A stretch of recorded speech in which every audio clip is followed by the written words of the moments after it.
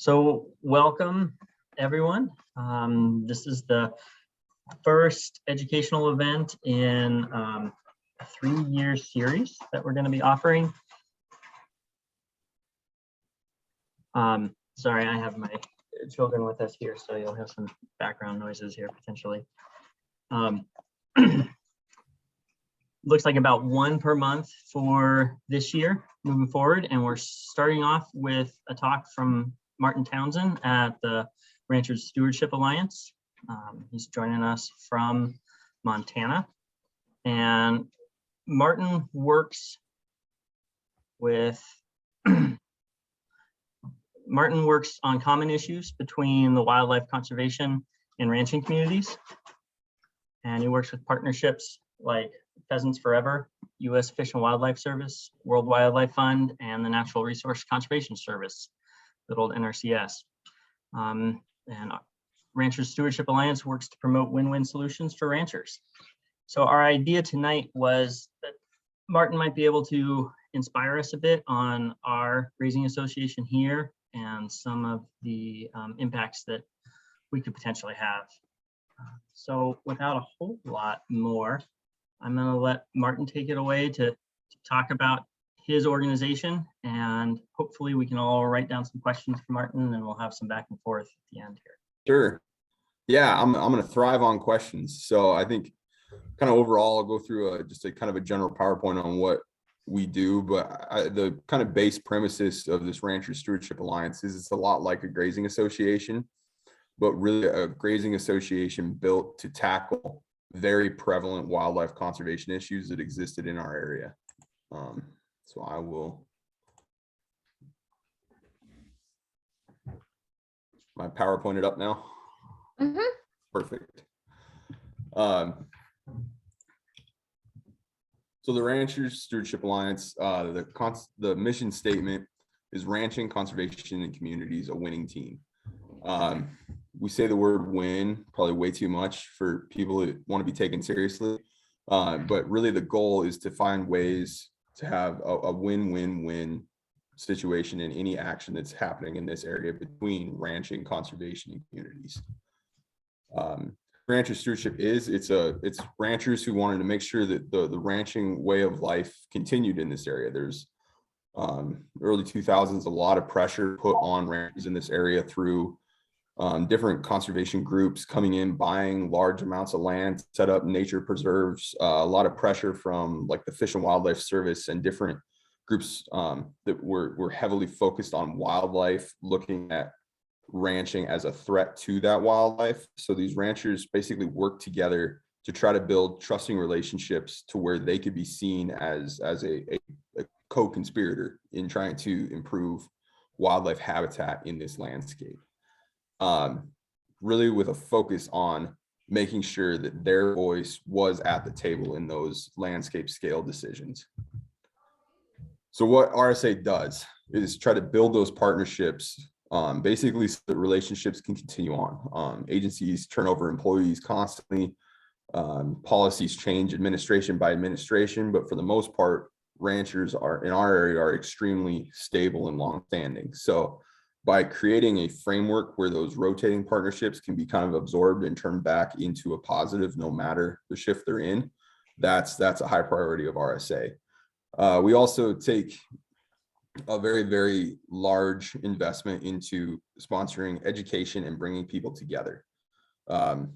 Ranchers are notoriously independent, so trying to find ways to bring them together and talk about what's going well for them, just to improve the overall success of ranching. So actually today I'm actually paid by Pheasants Forever, but then I do work for RSA. I had to be in meetings for Pheasants Forever. The gals in the office were putting on a workshop today. We had a farm and ranch land succession training in Malta and Glasgow that ended up having over 100 people come to it.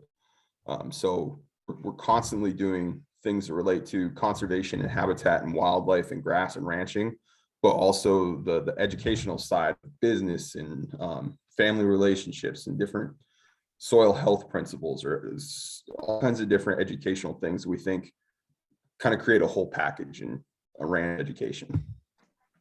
Our board consists of ranchers. So every person on this is somebody that runs cows that is either right in our area or directly adjacent to. We've expanded. As it started, it was South Phillips County. As we've gotten into the conservation world, we've kind of gotten bigger and wider. We've grabbed some board members that are on the outskirts of those areas, basically trying to find ways to integrate those communities. We work on partnerships across ranchers and across different interest groups and across different combined parties with the intention of that we both have value to each other. This led to what I come to do, which is the Rst Conservation Committee. That started in 2016. It's a partnership between ranchers and every group that works in our area on anything that might have to do with ranching as it relates to how grass is managed. So we have partners from MSU Extension, Ducks Unlimited, World Wildlife Fund, Montana Fish, Wildlife and Parks, NRCS, BLM. And that committee meets once a month, basically to talk about what is happening in our area and things that can be done to have benefits to that three-pillar prong of how RSA functions. Starting in 2017, we were able to secure some grant funding. So then through that conservation committee, we were then able to bring conservation projects to that group, and that entire group could look at what landowners and ranchers wanted to do to improve the ranches. They could offer suggestions, solutions, additional support, or even criticisms of maybe we need to be thinking differently about this.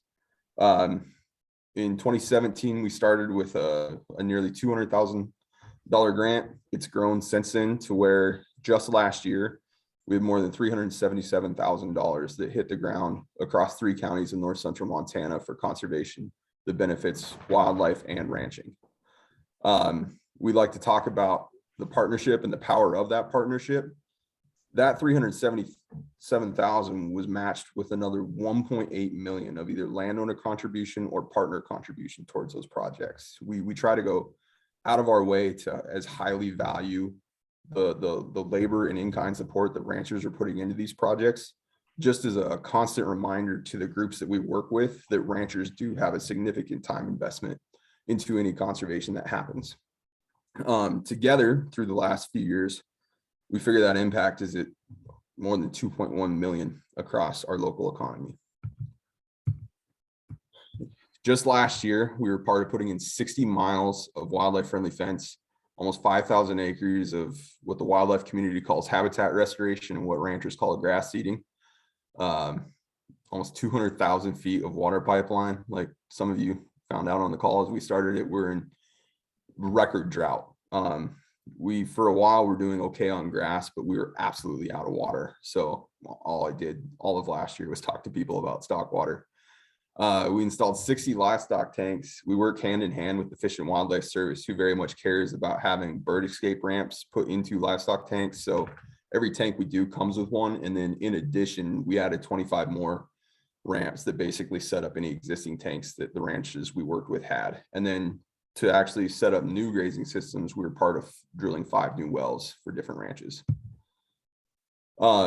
This is a spread out map of the projects we work with. We worked with 38 different ranches on more than 50,000 acres of direct impact.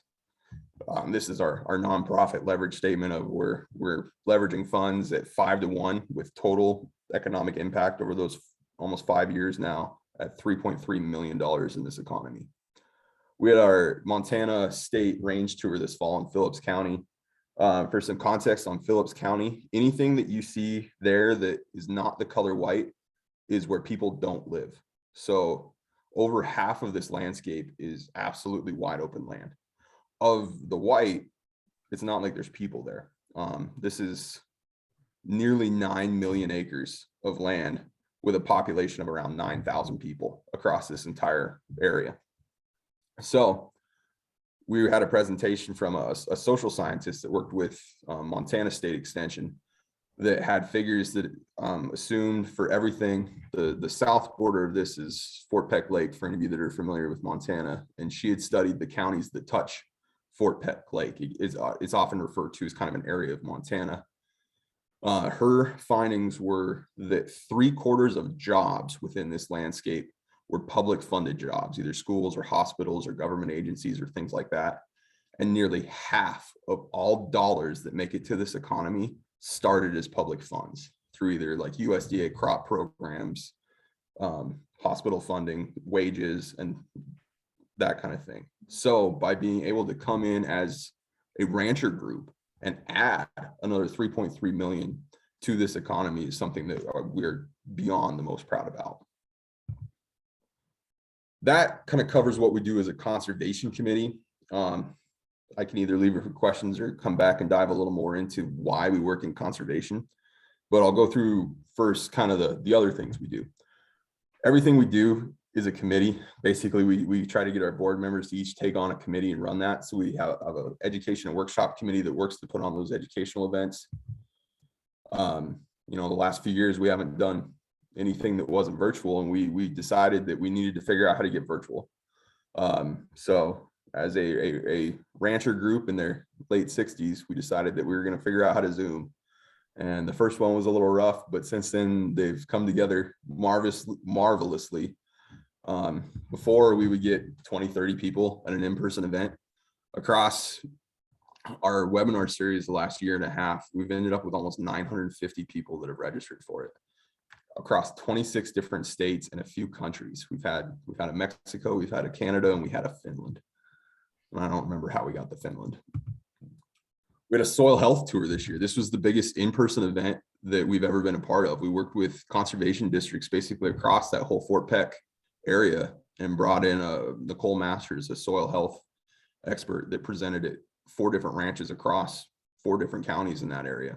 We ended up having over 200 ranchers come to that in total. Soil health became the buzzword that got even buzzier this year. We have a communication and outreach committee. Whenever you go to an event that agriculture or even wildlife conservation is at, I feel like the entire theme of the event is how do we tell people about what we're doing?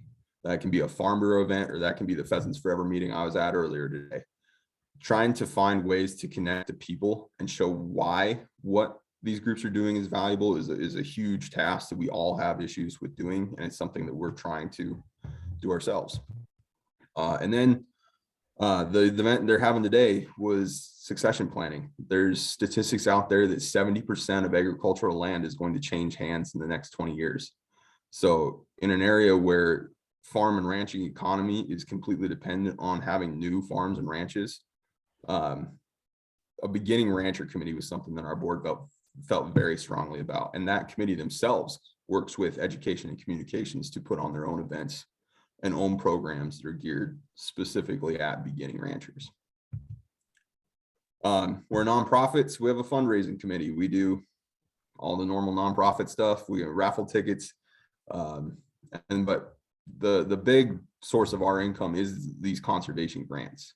So we use that conservation funding to achieve goals for ranchers, but it also supports us as an organization when we're involved in that conservation. One of the first, I guess, kind of threats to the ranching community was the Nature Conservancy showed up and bought a giant historic ranch in the county, and it terrified people to where they started a group. Nature Conservancy, to their credit, became an immense partner. They decided that for the health of their land, that grazing was important. So they turned around and allowed neighboring ranches to lease their grass in the summer in exchange for those ranches doing conservation things that Nature Conservancy was in favor of on their home ranches. This grass bank concept of how that works, where Nature Conservancy leases grass but gets conservation and business improvement across a bigger landscape, is something that RSA is very much trying to take on themselves to recreate somewhere else in the area we work in. Right now, it's just one ranch. There's 17 different cattle producers that bring a few cows each to it. They all kind of run in common and work together on it. Every one of them that's in it loves it, and a few of our board members are in it, and they'd like to recreate that somewhere else within our area. That's kind of the end of my slides, but I am going to go back to my wheel of acronyms. Why we work in conservation is where we're at in the world has the absolute focus for every logo that's on this page. We're one of the largest intact grasslands left in the world, right up with Mongolia. Grasslands are being lost at a faster rate than the rainforest is losing acres of habitat. So every one of these groups has a gigantic interest in trying to find ways to keep grass and grass. And as a rancher group, keeping grass and grass just means grazing cows. So by us having a want and a goal to graze cows, and all of these logos having a very much goal of keeping that grassland habitat in place, we're able to find things that matter very, very much for both of us. So the main thing that we started with, we're a huge USDA CRP state, so Conservation Reserve Program through the Farm Service Agency, where basically farmland acres are planted to grass to save soil erosion. When those contracts are up, usually those acres are farmed because one, they have the soils to support grain farming. Two, they often lack water or fencing to be able to hold cows. Or three, they're in an area where farming is prevalent. So by us trying to address areas where farming is prevalent by providing basically a grazing culture, as well as having the cost share options to help support ranchers put in water and fencing on those CRP acres through our conservation partners. And then be able to work with those conservation partners to make sure that that grass is protected through some form of agreement for a little while, basically creates a win-win-win for everybody that's involved, where those acres can be still in agriculture and producing incomes and economic impact for this area, but it's saving the habitat and the grass that these groups care about. So that's the overlap of basically why all these things come together to work.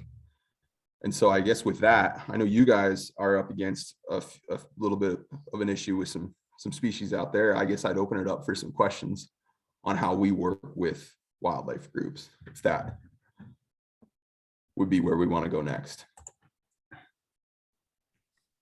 That sounds great, Martin. Thank you for that introduction to RSA, and it certainly has my wheels turning, and I've got some questions for you, but I'm gonna mute myself and give some empty air here for people to chime in.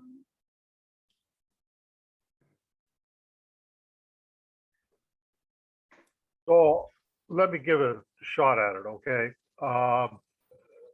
Thanks very much, Martin. Appreciate you coming and sharing with us this evening.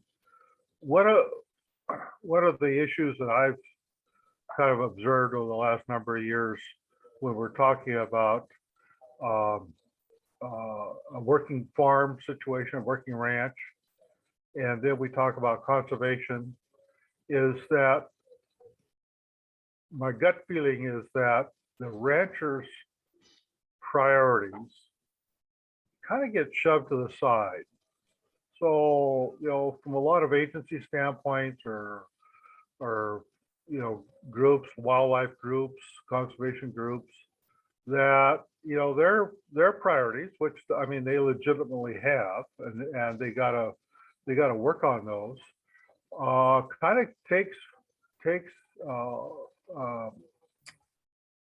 precedent over the ranchers' goals, priorities. You know, and let's face it, you know, sometimes, you know, ranching, you know, it's not a get rich quick scheme.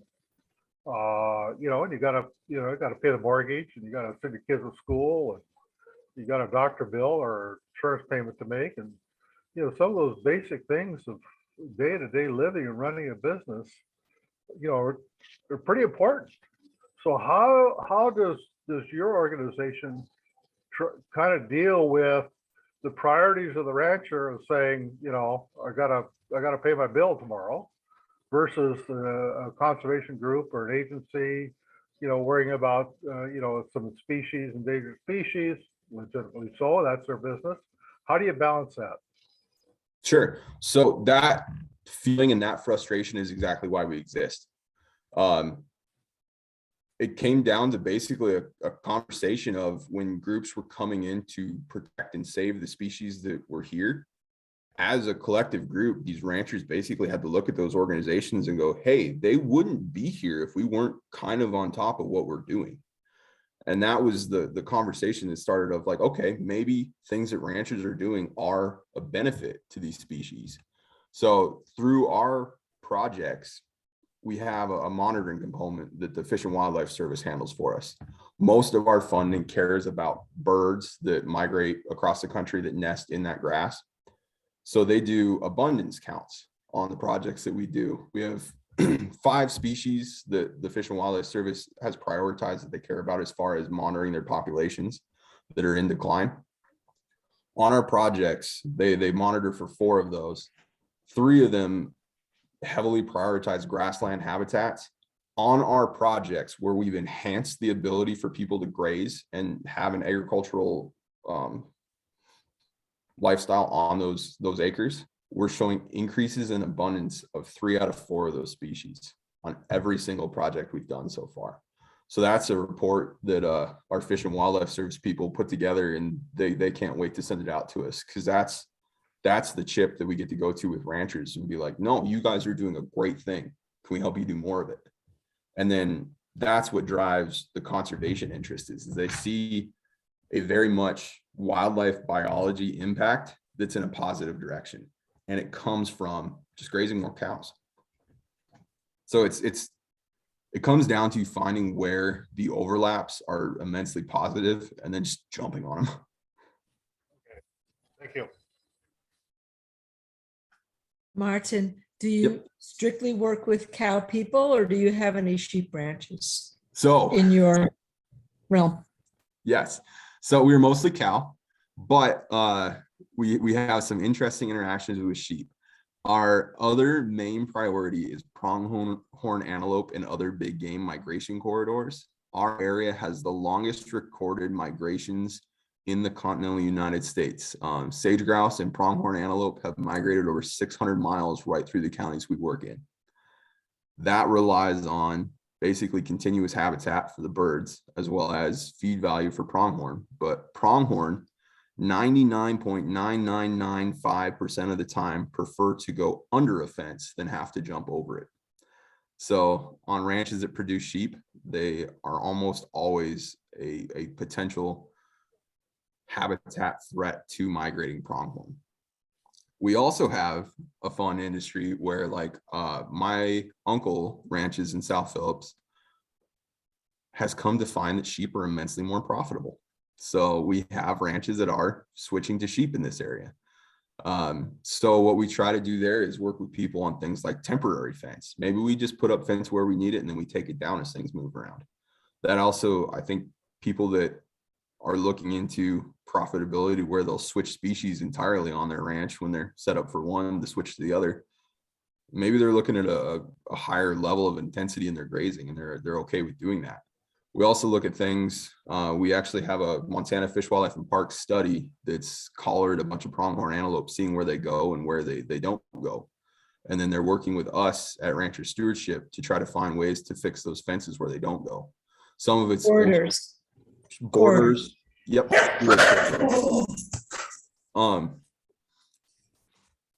We work with them to find fences that either were sheep fencing that doesn't need to be sheep fencing anymore. Those ranches have switched to cows. We have almost 100% ranch history through the homestead area of every ranch had sheep. So most ranches have some old sheep fence.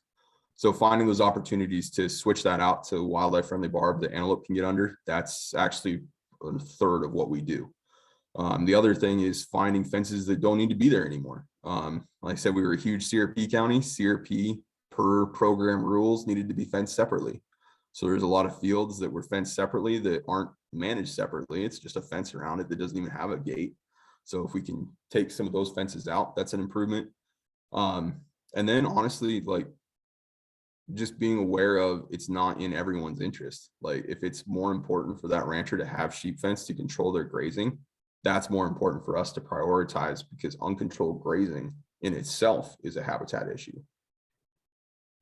Martin, I have a quick question for you. You mentioned temporary fences. What exactly do those look like? What do they consist of? It's a broad word. It is. I've seen several different styles, and I'm wondering what you have. So I got to do this today, but I love the fact in what I do is we're extremely flexible. As a grant funded rancher group, we can kind of do whatever we want. Mhm. NRCS and other agencies like that are completely bound by the rules of what their programs will let them pay for. So they have a very specific picture of what temporary fence has to look like. I don't have that. So then it turns into whatever system of fence that rancher would like to figure out how to run. So we have a guy in Valley County that has went out of his way to rig side-by-sides, four-wheelers, and pickups with 1-inch poly rope that he runs for miles on end across farmland. We have different people that run sheep that use netting. They go set up a 1/4 mile of new fence basically every other day to kind of shift where those sheep are herded to. They're actually not contained. They're just using that fence as almost like a snow fence to like shove them away from areas. We have people that run 1/8-inch polywire everywhere and step in posts, and we'll work with people to basically try to do whatever they want to try.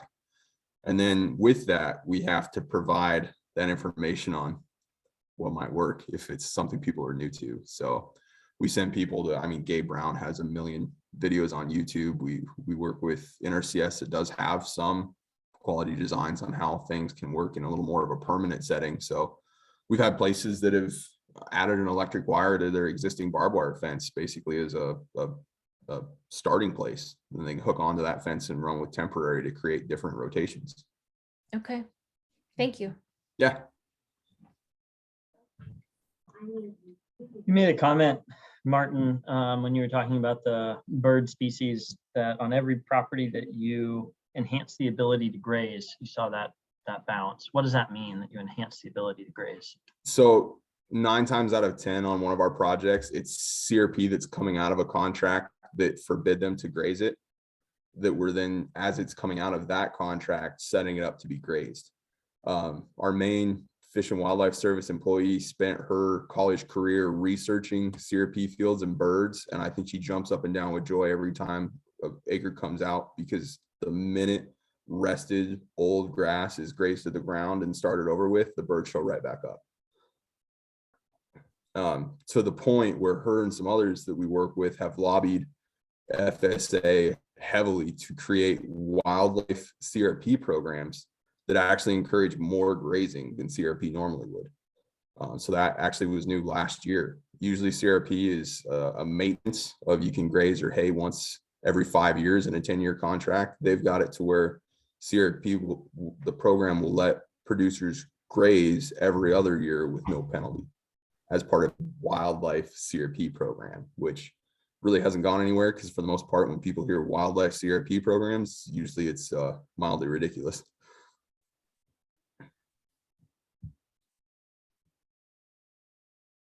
Martin, this is Marcy Cleaver. You talk about wildlife friendly fences and you gave some really good examples. What do you use for the sage grouse so they don't get messed up in the fences? Sure. So the Sage Grouse Initiative, which is actually where I started my career, has developed a tool. If you go to their website, they have every web tool they've ever developed on a map. They have a spatial prioritization map that shows where, if a fence existed, it has a higher likelihood that birds, sage grouse and sharptail both, might fly into it. So if we are working with BLM or NRCS or Fish and Wildlife, really an agency that has to report where they create infrastructure, with the sage grouse that we have, which has been questionable about being listed a few times, we have infrastructure and disturbance caps, especially with BLM, to where fences have to be very much checked off that they're going to be fine. If that fence falls within one of those collision risk zones that are identified on that map, or within a 1/4 mile of a known sage grouse or sharptail lek, they have to be flagged with little white reflector flags across at least the top wire, just for a visibility standpoint. So there is basically rules in place on that, to where in some of those places we have to do that. We have people that choose to do that as well, and we've had different USDA programs through time that have incentivized people to do that just all over the place. We also have huge issues with elk. So when we were working with ranches with elk, a lot of them like to flag the top wire of their fence, so the elk actually think about jumping before they just run through their fence. And so those reflectors work pretty well. Pretty well. Science is all over the place. species by species. Like I think prairie chickens, like they'll run into any fence in the world just because. And then some species of bird are a little better at avoiding them. So it kind of comes and goes program by program and of how important people place it, but it's definitely something we do. Thank you.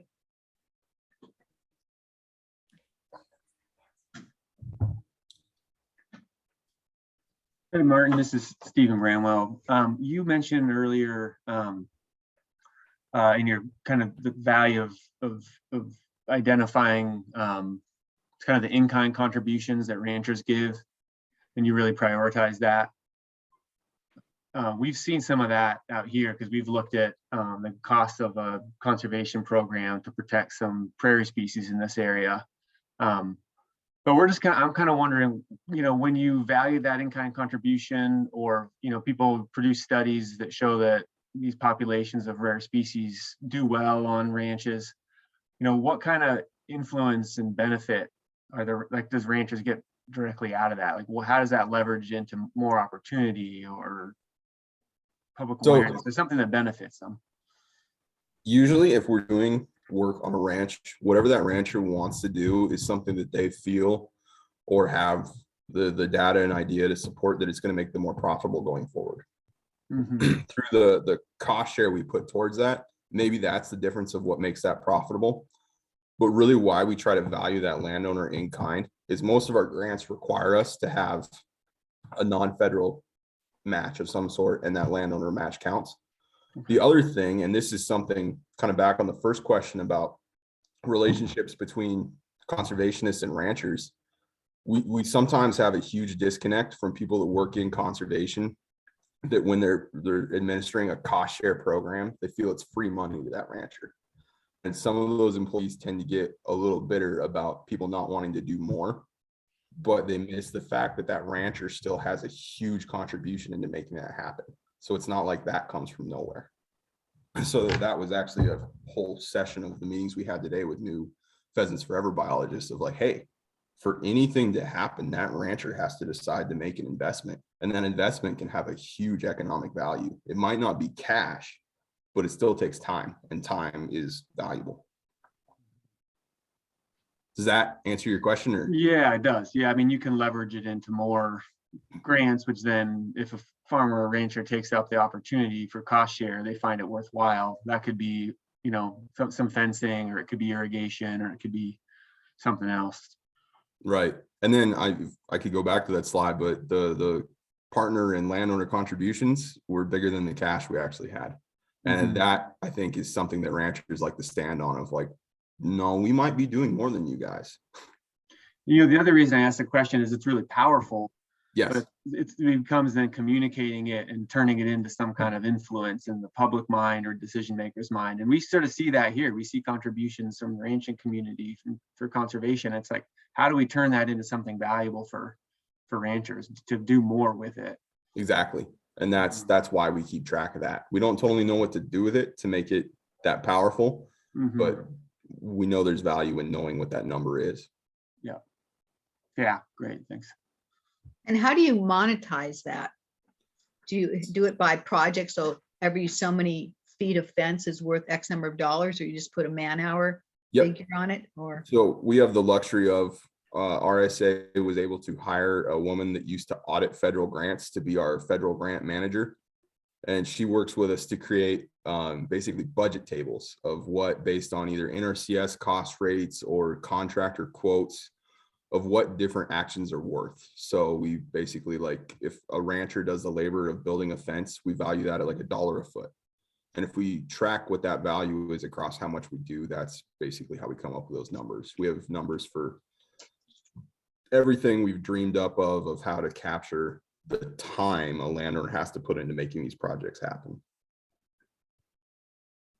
excellent. And would you guys be willing to share that if we were to Sure. ask for it?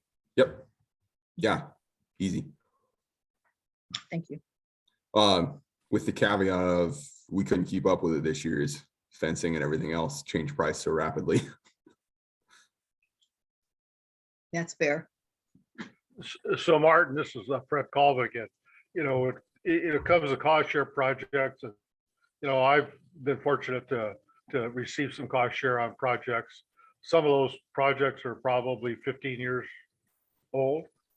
It's one thing to cost share the initial installation, but the ongoing year in and year out maintenance issues, rebuilding issues, fixing issues, that's a cost that the more infrastructure you have, the more repairs you got. Okay. Yep.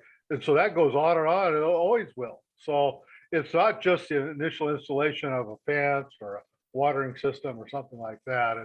It's how to keep that up and operational over the years. Yeah, so we try to put some money values to that maintenance when we're working with people. Like when we're developing a project, it's, hey, did you go fix 9 miles of fence this year? Let's make sure we capture that. Did you buy 4 new tanks for a pipeline system you already had? Let's capture that. The other thing we do is I get a lot of people that come to us and want to do projects, and we spend a lot of time on, are you actually sure you want to do this project? Is there the math to support this being profitable 10 years from now? Like it feels like a good idea. This year we're having just panic after panic with a right now drought. There was one ranch that came out of nowhere, and they put in almost $175,000 of pipelines this year. And it caught me by surprise as somebody that was paying for like 10,000 in pipeline that I thought we were going to do. And that ranch, they're very much struggling, and like they're looking at this year. But when we talked about the math, they were looking at it as if it worked out in 30 years, that was okay. And it worked out in 31 years. And they said, well, that's pretty close. But it's 31 years to where that project is going to be paid off the way they went about going through it. Thank you. Yep.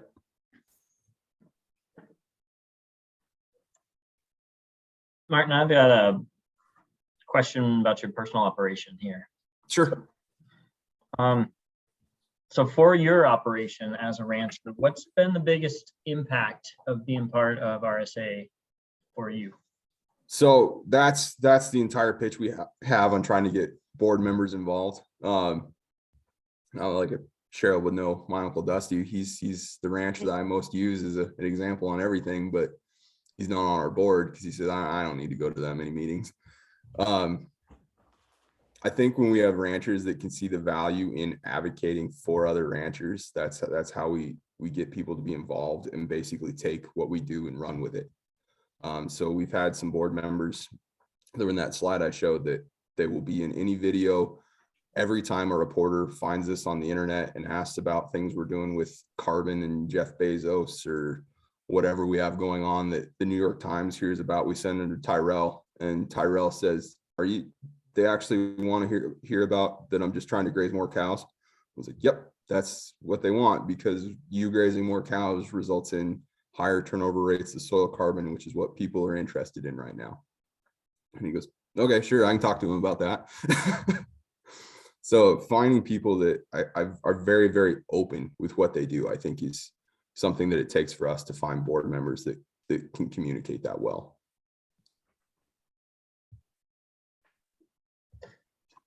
I appreciate that. I'm going to follow up with, you run cows yourself? No, I don't. I live just out of town. I got the one uncle that ranches like it's 50 miles south of town, and then I have another aunt and uncle that farm like 10 miles outside of town, and then we have horses and the pet things and live in town and have regular jobs. But so what's been the direct benefit for your uncle of RSA existing in your area? That man spends more time on YouTube looking at videos of soil health grazing and fencing, and comes to me with ideas of things that we should try to figure out how to get people to try doing. Right. So having that connection between not just him, but the rest of the ranchers we work with, where at one of them just texted me about an hour ago of, hey, have you seen wagon wheel electric fencing? And I said, yeah, a guy in Valley County tried it and the wind blew it away. He went, I thought that might happen. So having those communication channels to be able to say, hey, has anyone tried this? I think is what RSA provides to the progressive and regenerative, or whatever word you want to use, ranching community that's looking for things to try. Is it can be a hub of information of, yeah, somebody nearby has tried that. I can tell you who, and you can get a hold of them, or I can tell you what they told me about it. Mm. And that, I think, is the power of being involved as a rancher, of having that access to all the stuff that people have tried that may or may not have worked. I have a question for you. What can you tell me about seeding projects that you've done to help regenerate pastures that have been overgrazed? How does all of that work? That I wish it wouldn't be a drought every time we have more Right, money than put we've ever something had in before. the ground, right? So I can't imagine how much rainfall you guys get, and I almost don't want to know. Where we're at in the world is a 10 to 14 inch precip zone. If we can grow 900 pounds of grass a year, we're doing great. That being said, to get a seeding established it's pure luck. Like, get it in the ground perfectly and hope it rains the next day and then doesn't quit raining until it's a full stand of grass would be the perfect way to have it happen every time. But things do work. It just takes patience and honestly years of trying to be patient, of getting something back up and going. And then the flip side of that, as a conservation community, you're talking about basically run down grass. At a certain scale, wildlife people don't care. Grass is grass. Great grass and bad grass are still grass. So Yeah. sometimes there's not huge amounts of interest to try and improve what's there if it's not completely degraded, which is a mild frustration. But that's where I think management and the things that you can try that don't cost agencies money to do are things that RSA is a huge part of trying to support, is those grazing management schools of intensive grazing and rests and rotations and different things that you can do to try to switch up conditions that caused a degradation to cause basically an agration of basically added. At what we fight in this arid landscape is resiliency. If we've been up against the wall of risk of pushing up against what the resource can handle, well, that's what we have to build back, is that risk cushion of how much can we take before we're cutting into the next drought. And that's 10-year grazing planning instead of 1-year grazing planning. Right.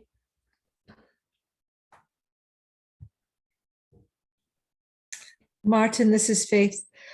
I was looking at your pie chart and Yeah. sponsors and your map and the projects. Sure. And I'm just curious if you had any joint projects with any of the tribal entities. We do. Some of those actually are on tribe or with tribal members. It becomes there's sovereign nations that have their own rules, and we work with state and agency fundings that maybe don't have those same rules. So most of our funding, if it comes from the state of Montana, isn't necessarily eligible to be spent on tribal lands. It comes down to rules and bureaucracy and that level of things, but it's not, we don't treat it like that kind of political barrier. It really is. It's ranching is ranching. So we try to find And things that we can do. It's the knowledge sharing piece. Yeah. Yeah. Yeah. It goes 0 to 100 real quick when we start dealing with NEPA and policy and Mhm. laws and rules, and then it becomes fun. Thank you.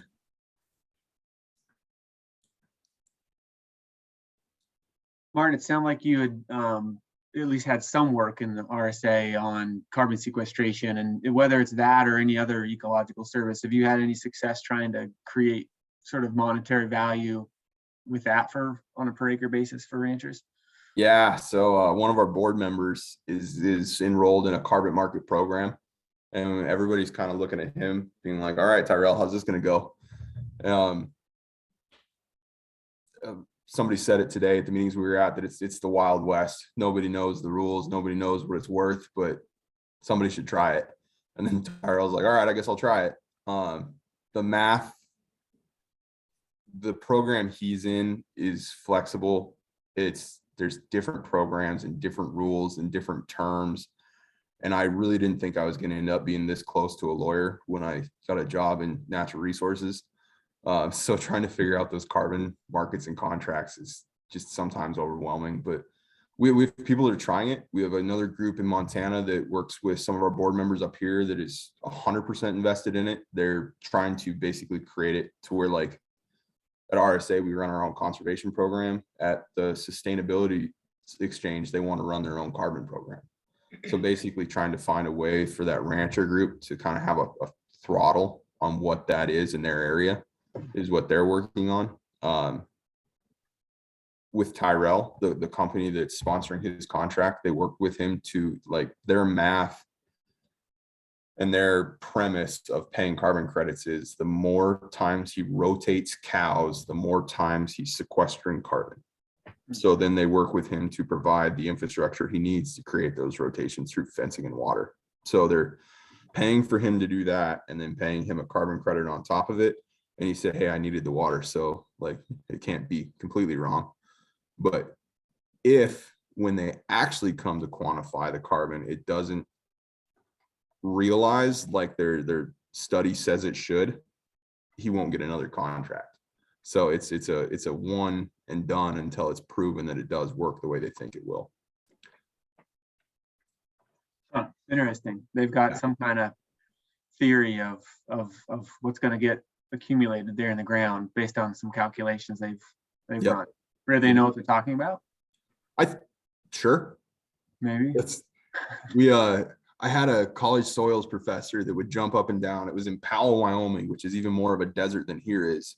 And he felt that if we could add 1/8 of an inch of topsoil that had 1% carbon in it in 1,000 years, that was pretty good. So there's wildly different views on how fast soil and carbon are realized in arid landscapes. Mhm. And some of that research isn't coming from arid landscapes, and we're astronomically disadvantaged in how fast soil absorbs anything. Right. Yeah. Is my personal nervousness about it, but that's me. That's good. Thanks. Yeah. And then a fun story on him and that program, that company has, corporate donors and all kinds of things that are interested in this and want to sponsor it. And then he's the guy that we send the reporters to. He also has become the guy for that company that they want to send those donors to. And we had he works a lot with some of our antelope project work. And we had a day where we had volunteers come help, like, clip up bottom wires for antelope and redo some fencing. And he tells us that next week he had to put on a corporate sponsor tour. He hadn't done that before. He was like, what do I do? It's like, oh, you just show people around and, like, show them why you do what you do. He goes, okay, this one's going to be a little interesting though. They don't necessarily speak English. I was like, well, like, what company is he? He goes, Gucci. I have to show Gucci fashion around my ranch in Turner, Montana. We're like, that's getting pretty Gucci, Tyler. So he didn't have any idea how to handle that. So he spent 2 days with 5 people, 3 of which were Italian and didn't speak English, going, yep, so these are cows. This is what wide open space and outside looks like. He goes, that's about it. Did he get any nice Gucci shoes or European man bags or anything out of the deal? No. Black cowboy hat and everything else. We tease him about that relentlessly. And Okay. we're like, where's the shirt, Tyrell? Right.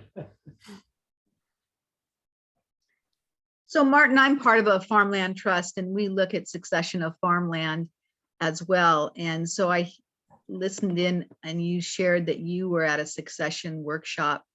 Can you share any pearls from that? So I had to miss it to be at the meetings I was at, but they were sending me nuggets that they thought were neat from it all day. Let me pull up some of those. Elaine Fraze, Elaine Fraze. Yep. OESE from Canada is the one that's doing it. And I'm actually starting to listening to some of her webinars on it. They're pretty darn good. There are nuggets out there. What was her last name again? It's pronounced Fraze, but it's spelled F as in Frank, ROESE. S as in Sam, E. Thank you. Uh-huh. And we've done it before where it's very, very accountant and lawyer driven of like, these are the corporate structures you should have and tax strategies and gifting policies. This was purely relational of how do you start a family fight without starting a family fight. Right, exactly. So that was a quote that they sent me that was good. Another one was fairness is just helping everyone be successful. And that was the one that's going to be the basically tagline of the article that we're putting together for this. One thing that she shared in one of her presentations is talk doesn't cook rice. You can talk all you want, but until you start acting on it, you're not going to get any rice. So talk doesn't cook rice. Okay.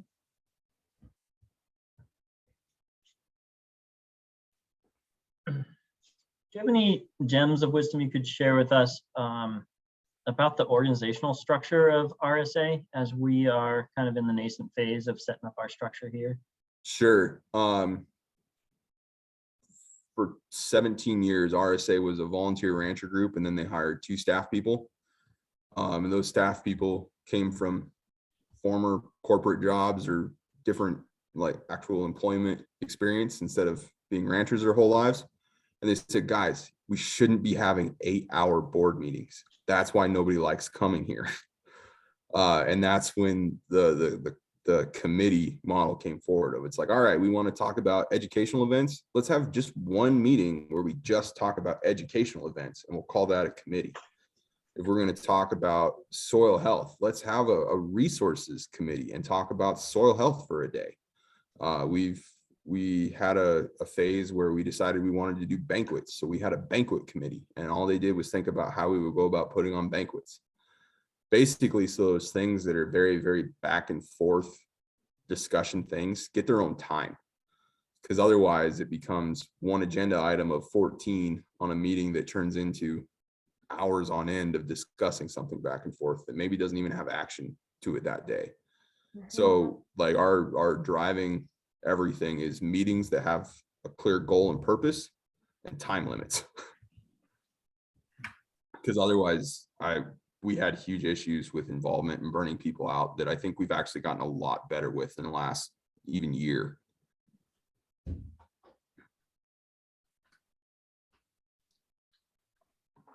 That's great. That's really helpful. Yeah. And just a quick follow-up on that. As far as funding for those two positions, were you able to pull that from state funding, or was it, just to glean into that? All of their funding comes from our grants from the National Fish and Wildlife Foundation. Okay. Those grants, as you might be aware, work to accomplish conservation acres on the ground. So to write it into that grant, we had to basically say that having the administrative staff time that we needed to do that was crucial in those acres happening. So we had to basically tie their time to a conservation outcome. But that doesn't mean that them doing the rest of what RSA does wasn't valuable enough to NIFWF for them to see the value in supporting it completely. So we've been marginally successful in that, but capacity and staffing funding is the absolute hardest to come by. Yep. Unless you can fundraise in the absolute private sector, which we don't actually like know anybody. So that really is a struggle for us. Nobody Jeff lives out Bezos, there. who you mentioned. That's our running joke. NIFWF, we had a deadline with NIFWF, and we were a little behind. We were kind of panicking to throw it together. Us and 2 of our partner organizations were writing grants that basically each supported each other. And so we were having texts and calls, and a guy from a bird group calls and he goes, hey, they just like, it was due at like 5 o'clock that night. He's like, they just moved the deadline back 2 months. I'm like, what do you mean? And we pull up the email, and the deadline had moved back 2 months, and they come out and we're like, we had a significant funder come in that changes the scope of what this does enough that we're going to change the whole deadline. We're like, oh, okay, great, thanks. Kind of needed that.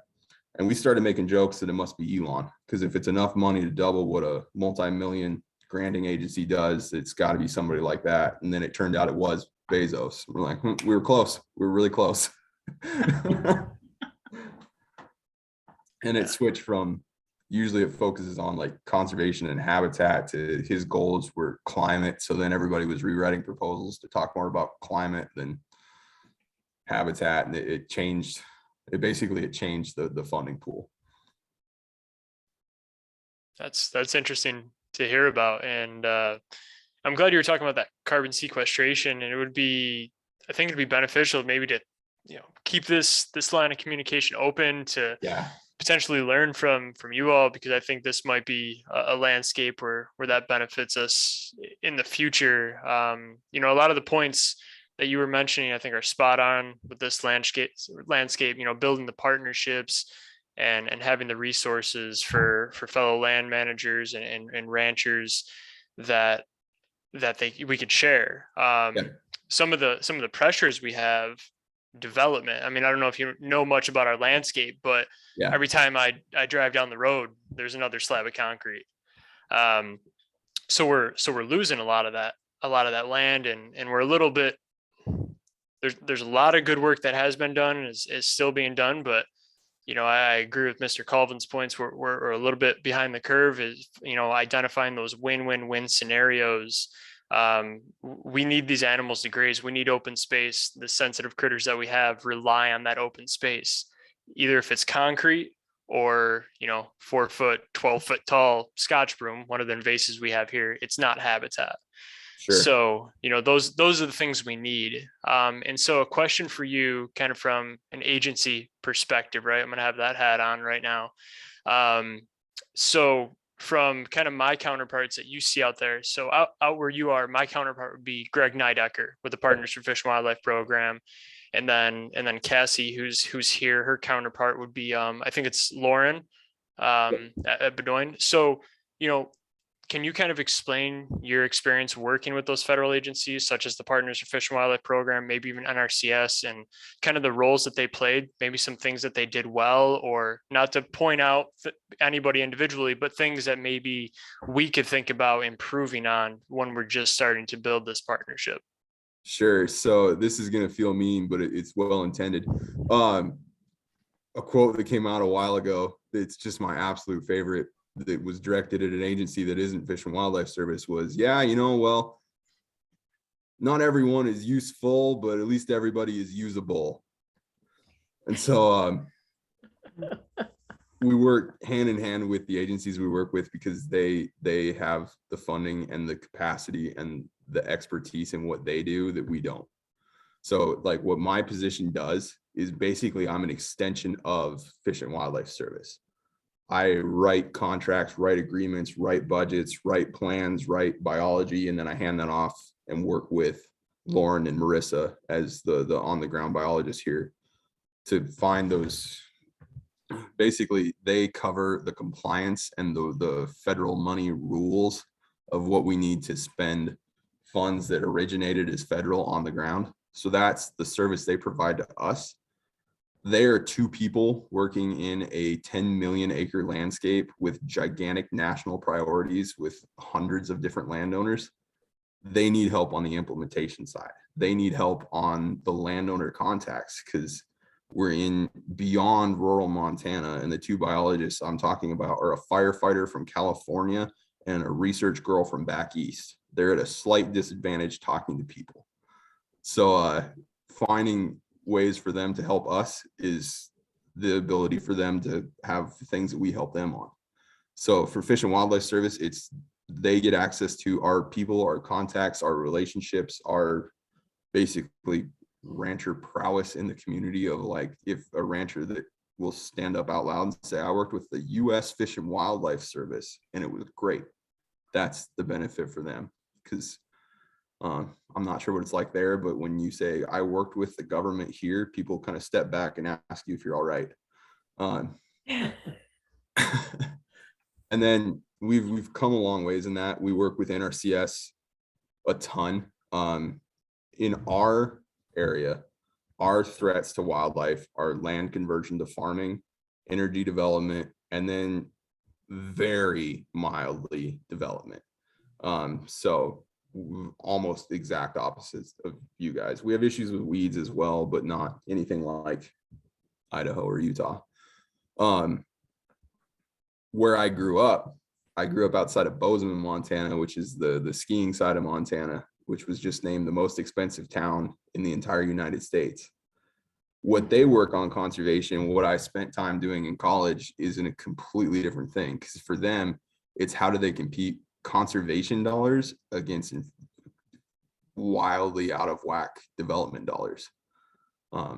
There's a 2-bedroom, 1-bath house that came up in the town I grew up in that would match the house that my parents sold not 10 years ago for 200,000. They came on the market last week for almost 900,000. So they Really? are soaring in price. And there's a land trust down there that works in easements and trying to keep open space together.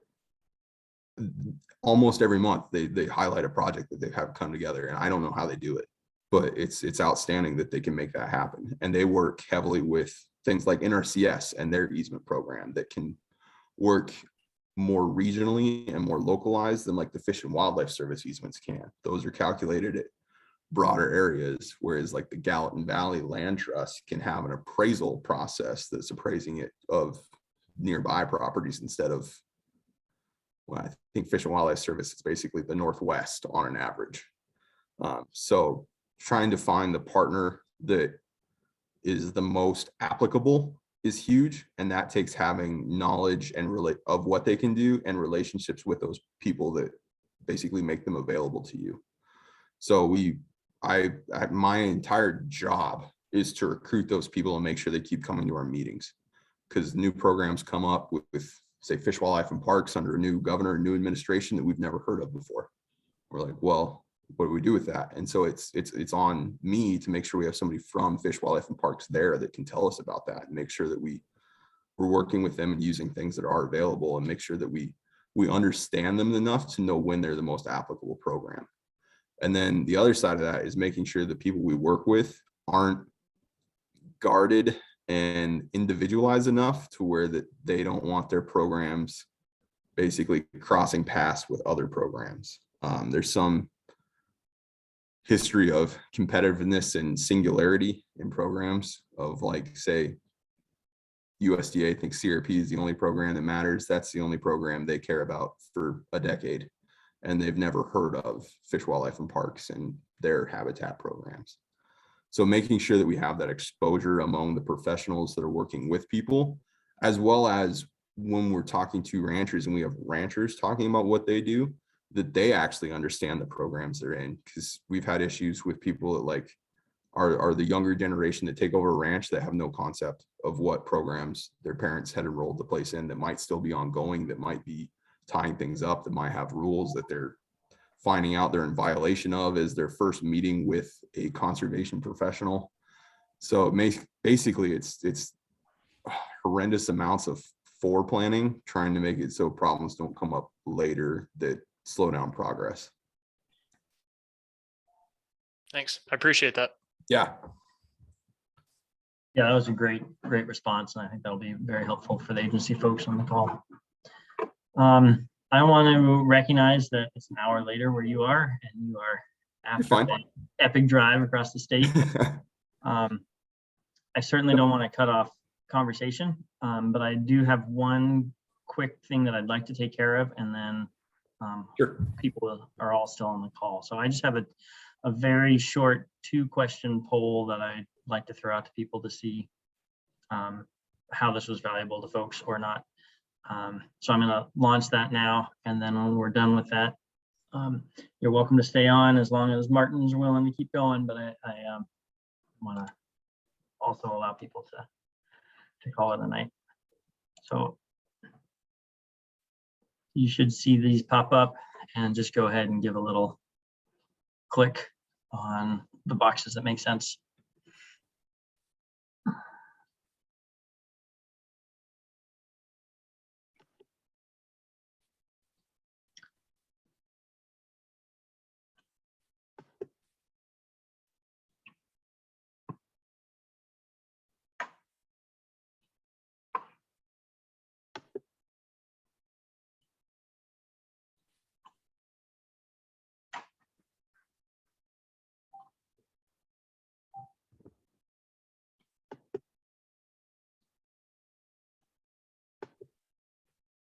Are folks seeing other people's responses? I'm not sure what other people are seeing.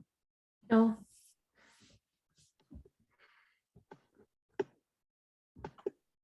I was just gonna ask Martin if he feels like he's back in college filling out those professor evaluations.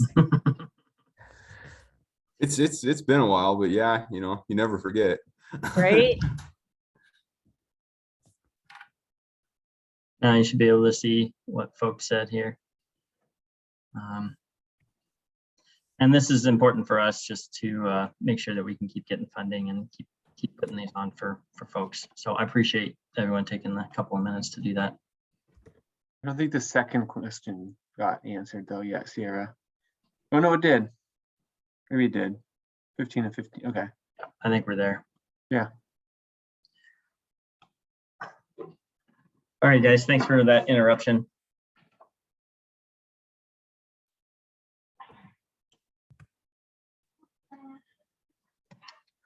Anybody have any burning questions that they didn't get to throw at Martin?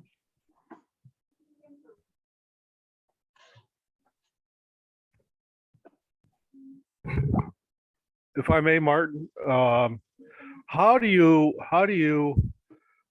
so you work for RSA, you're kind of like the administrative guy or something. So how do you keep the 30 some members that are part of RSA? Is that right? About 30? Yep. Okay. So it's How do you keep them engaged? Basically. so Because, and I'm sure that you're, you know, from one end of the RSA member who lives on the far east, the RSA member who lives on the far west, it's a long ways away. You know, that where we're located, you know, I got people within 3 or 4 or 5 miles of me. I'm Yep. sure you're talking hundreds of miles. So Yeah. how do you keep the producers engaged? So it's so hard. I can't lie to you. It is so hard to keep people involved, but we've had the benefit of having some consultants and some people that have worked with RSA that are huge into strategic planning and like missions and drive, and they remind us about every 3 months of like, hey, what are you doing as a group that has value, and are you talking about everything you do in that framework of why it's valuable? And that's something that we struggle to do and struggle to connect on. But in places it works, and we've had people that are immensely passionate and dedicated that just jump in, and we can't get them to go away. On the other end, we definitely have people that kind of come and go. Actually, virtual has been a huge benefit for us with that distance, but our social side of what we do dropped off dramatically, and I don't know if it's coming back. We used to have basically a system where a lot of our conservation partners that are more statewide or regional positions that live nowhere near here would go out of their way to make sure they came here at least every other couple months for a meeting. We haven't seen most of them in person in years, and I don't think we're going to again as long as we have the virtual option. A lot of them, like they're past COVID restrictions here to where they could, but it's convenient enough to just jump on a call for an hour instead of spending 2 days driving there, staying the night, and driving back. Thank you. Yeah. We do have that advantage over them, Fred. Yep.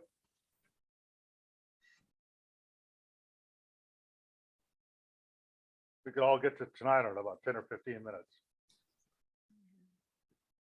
We actually, so as part of the in-kind contribution, we actually report our board hours and mileage as part of what our board is spending time-wise to make this happen as part of our fundraising.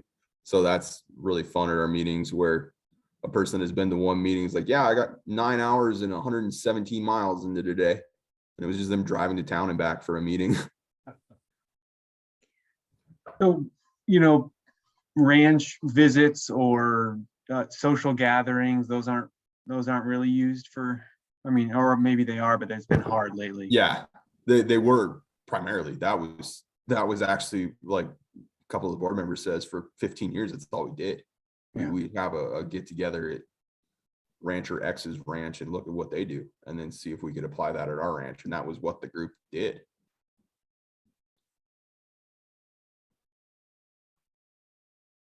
we can get back to that. Yeah, we're getting there. Montana's, low enough in cases, and that we've been able to open up pretty wide open on what we can do with most of our agencies and partners. So like we had the Montana Range Tour here this fall. We got 220 some people into Malta for that, which that's a pile of people for anything we ever do. So Stephen and Sierra, maybe you can comment on where you see this going, and Martin, maybe you can give us a little bit of feedback as we try to vision what our grazing association direction may be. But Stephen, if you could maybe lead that conversation of where you think we're headed. Yeah, and I'd invite Sarah Hammond, who's also been real integral to making this transition from the past grazing trials we did into getting this grazing association started up. So Sarah, interrupt at any time, and certainly Sierra too. And Nick George has been real central also. And Marty Cheney, for that matter, has been real involved. And everybody on this call, for the most part, has been really involved. I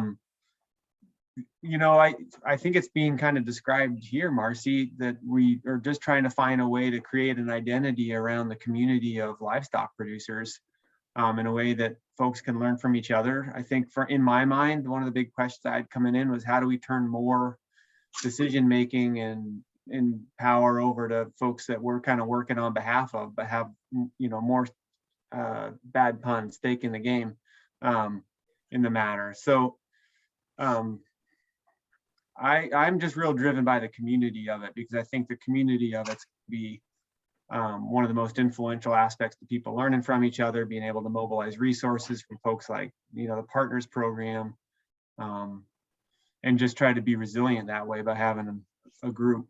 So, I mean, that's kind of short-term vision, but maybe short and long. But if anybody wants to add to it, that's my kind of simple piece of it. Yeah, I would just add that, having an opportunity to have a collective voice of, collective voice can be more powerful in terms of pushing for change or pushing for additional resources, and, having the needs identified, not just on a case-by-case basis, but, represented by, as Stephen's saying, the whole community that can really push for additional funding or additional programs or infrastructure that might not be available, if there was just one or two people, speaking up about it. So I think ideally that, having that network, both where, Martin, as you were saying, people just say, hey, who's doing this and how does it work? And, I think there's already been, that's already been voiced that's going to be helpful. And I think one thing that came up at the meeting last fall was having someone go through and actually vet a lot of those YouTube videos. So you're not having to spend all of your free moments, watching YouTube, where to look, and have a collection of things, just understanding what those needs are and providing the resources on a large scale instead of a case by case. And so, yeah, developing that community and identifying the resources, and then hopefully making some of those or more of those available. I'd share a couple examples of things that have happened here that I think are an idea to keep in mind of how it can go. We work hand in hand with another rancher group that started on the south side of the lake from us, that's in an even smaller community that has the same issues we do. And they went out of their way to decide that they weren't going to actually do anything until they made a plan about what they were going to do. They spent a year and a half working on nothing but the plan of what they wanted to do. And at their first event, they had that plan on full display of like, this is what the dream is of this group. I said they're in an even smaller community. We have a ranching community and we have a town, and that isn't necessarily the same community here. In Winnett, they have Winnett.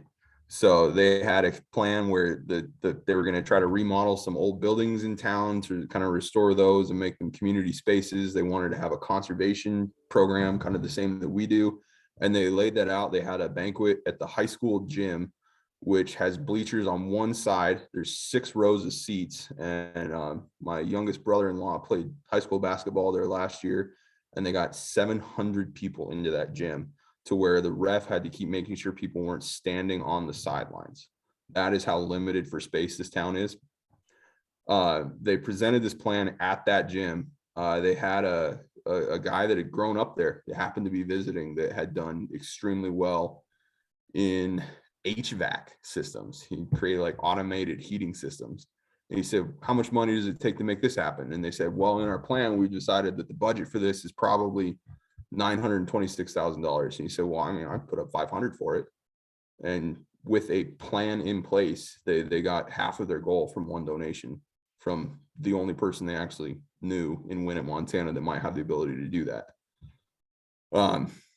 With us, what we've done is shown immense value to agencies of what we can put on the ground, to where yesterday at the meetings I was at, we had our state NRCS leadership there that made it a point to catch me and go, hey, there's a grant you guys should apply for. And I said, we don't have the time.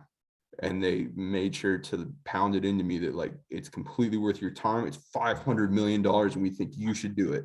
And I said, Wow. Dad, no, we can't handle that from an administration time. So that's when you have people that are coming to you with like, we know what you do and why you want to do it. Let us help you do that. That is the kind of success that I think these groups should keep in mind of what you're working towards. I think if you can clearly communicate what you want to do and why, people will help you do it. That's your next job. Martin, I thought you were gonna say the town showed up and told them their plan was garbage after a year and a half of writing a plan. A little bit of that, but And what's the name of their outfit, their association? Winnett ACES, Agriculture, Community Enhancement, and Sustainability. Okay, thank you. Yep. They would be a good one to talk to. Honestly, I'm not sure of a contact of who to give you at that Gallatin Valley Land Trust, but I'm not kidding. It floors me that they can do anything in somewhere that land value is $1 million an acre. Right. We're kind of in the same boat. I don't know if it's $1 million an acre, but I think we've all have seen some properties go recently that it's like, wow, it's kind of hard to show up and talk about conservation and agriculture when someone can sign the check and leave tomorrow with a big pocket of cash. But going back to like the shared resources, actual like equipment and things like that, is that happening in your area where you're seeing some kind of cooperative, maybe through the conservation district? And we have some of that here, and that's why this group is so valuable, because like Sarah was saying, that collective voice, there's already been multiple people saying, hey, we could really use this piece of equipment. But are you seeing that? And especially it being so timely now, we've all been to the grocery store lately or trying to buy T-posts or whatever it is. I mean, the price of things, even equipment, is through the roof, and it's really hard for any one operation to put down the credit card to purchase that. So any thoughts on that situation? Yeah, so same kind of situation, and conservation districts have done some of that, especially on the we don't deal much in the farming side, which is where a lot more of that equipment starts coming in. Some of our conservation districts have worked to get like no-till drills, which is still a slow to be adopted piece of equipment in some places here. One that came up for us that's been just hilarious was we had some money to do it with, and we bought it's called the Meeting Owl Pro. It's a giant speaker with a 360-degree camera on top, so when you have a board of ranchers that like to get together for their virtual meeting, but you need to have a virtual meeting, it's big enough it makes enough sound that everybody can hear it, and the camera swerves around to whoever's talking to where everybody can basically be highlighted when they're talking. We ran it to the banks for their board meetings. We ran it to the school for their board meetings. We ran it to the Montana stock growers for their meeting that one of our board members is part of. That thing, we actually had to buy a Pelican hard-sided case for it because it gets shipped around nonstop. And I never would have thought that would become the most widely used piece of equipment in Phillips County. Right. So yeah, that makes sense. Even thinking kind of outside of the box, that was kind of different than what I was thinking. I'm thinking Yeah. no-till drills, sprayers, things like that, but maybe there's some piece, even from an administrative side of the business that everybody could share a resource from. I don't know. I won't go into to not Sure. ramble, but yeah, that thinking outside of the box is good. I'm not sure if it's specific to us because I keep going places and I hear in the soil health buzzword, but soil health is the thing that people think about here, like all night, all day. And there's a farmer that got really, really into the alternative fertilizer ideas that the soil health people talk about. And he bought a fertilizer brewing plant. It's a trailer of tanks that he adds fish emulsion and sugar and bacteria to and brews his own fertilizer to go spray. And that was his plan, was he was going to rent it out. And then he liked it so much, he's like, I use it nonstop. I'm not letting anybody else touch it. Who's that? Jeff Sather. They're north of Glasgow, Larsland. All right.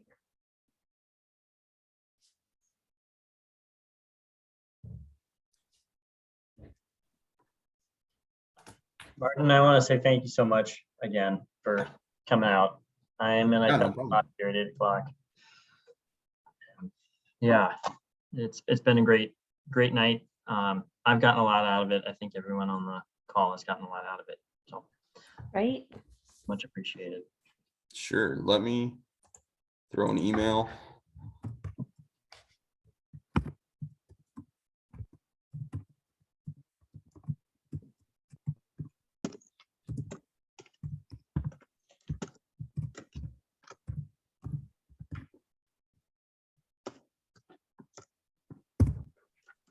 So there's an email and a phone number. Get a hold of me anytime. Yeah, thank you guys. This is great.